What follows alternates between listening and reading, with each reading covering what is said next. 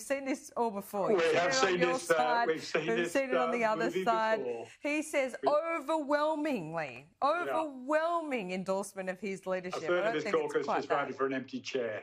I mean, seriously, this bloke's been dire since the election. I mean, I'd love to tell you it was just pandemic, and Michael will say, oh, this is all about the pandemic, and people want to support governments, but it's not. O'Brien was in trouble before the pandemic hit.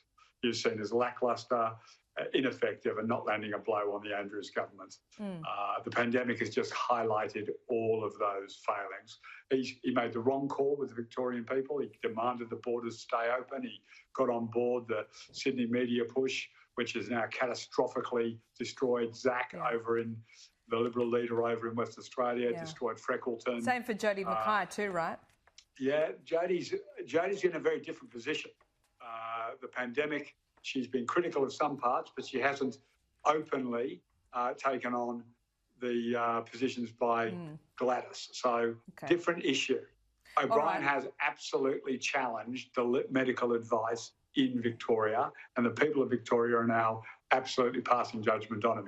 He's rock bottom. He is heading for the same place that Zach did in Western Australia with the Western Australian Liberal Party. So the Libs have got no choice but to dump O'Brien. But frankly, I was shocked yesterday. Well, my first question when I heard about the challenge was, who is challenging? And my second question was, who the hell's he? 35 years I followed Victorian politics and Victorian Liberal politics. I had never heard this bloke's name. Well, let's bring in Michael Kroger. It's a good question, Michael Kroger. Who is Brad, what's his name? What's his face? What's his name?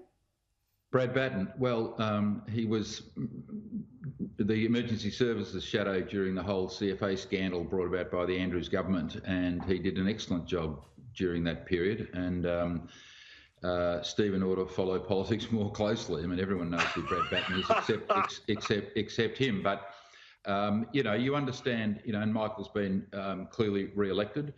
But of course, people are frustrated. Like every opposition. I mean, people in New South Wales are frustrated. Is it an overwhelming endorsement, Michael Kroger, of his leadership?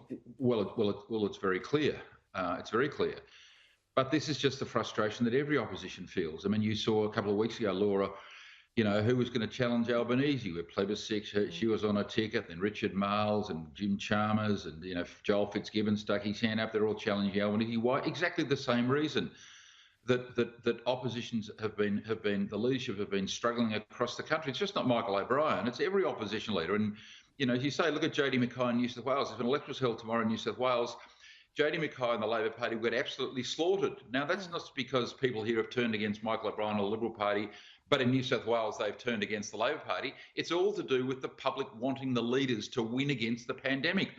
No opposition leader, Michael O'Brien, Jodie Mackay, Zach Kirkup, no one, Deb Freckleton, no opposition leader can make any difference to a government's response in relation to the pandemic. The public need their premiers to win against the virus. That's why they're supporting them. That's why their ratings are strong. That's why they're all winning, irrespective of what political colour they are. Governments are being re-elected in Australia, which, by the way, is another reason that Steve and I were talking about this the other night. Another reason why Trump should hang his head in shame. He should have been re-elected, but his own incompetent handling of the virus led him to defeat. Where, if you look at Australia, every Prime Minister, every Premier and the Prime Minister, but the Premiers in particular, who've had the control over the local areas, have the public support, and that's no different to as it is in Victoria. Well, I think you'd get furious agreement on that, wouldn't you, Stephen? No, there's only one problem with Michael's analysis, which is a pathetic attempt to protect Michael O'Brien, is that Albo's leading in the polls. Like this week, news poll, as Anthony Albanese. Hang on, leading. That's the first poll in 12 months that he has, though. Yeah. And Stephen, there's a huge difference between the states and the Fed. 3 months. I mean, the federal government and the state premiers are in a completely different situation. Are there honest conversations being had in the Labor Party at the moment about a leadership change? I've heard some talking about a leadership change to Tanya Plibersek, where that would really put Scott Morris on the back foot. Is that a no-brainer? Look, Tanya's a close friend of mine, and she is enormously talented, and she will continue to shine on the front bench of the Labor Party. We're blessed with we're actually blessed with a stronger front bench today than the when you Liberal were Party. Look at, no, especially since I was there, absolutely stronger without me. But let's be clear, if you look at the debacle that is the front bench of the Liberal Party right now, these aren't just B graders that are running the show. There's C graders are in charge of the Liberal Party on the front bench in the cabinet at the moment. Any objective test, if you look at the quality of the people, the scandal. What's the test then? What's the test? The test is, okay, Michaela Cash has to run and hide from the cameras because she's under a police investigation over who leaked what out of her office. You've got Taylor constantly under attack, an investigation because of lies that his officers circulated. You've got Linda Reynolds, who can't even come into the Parliament to do a job because she called a rape victim.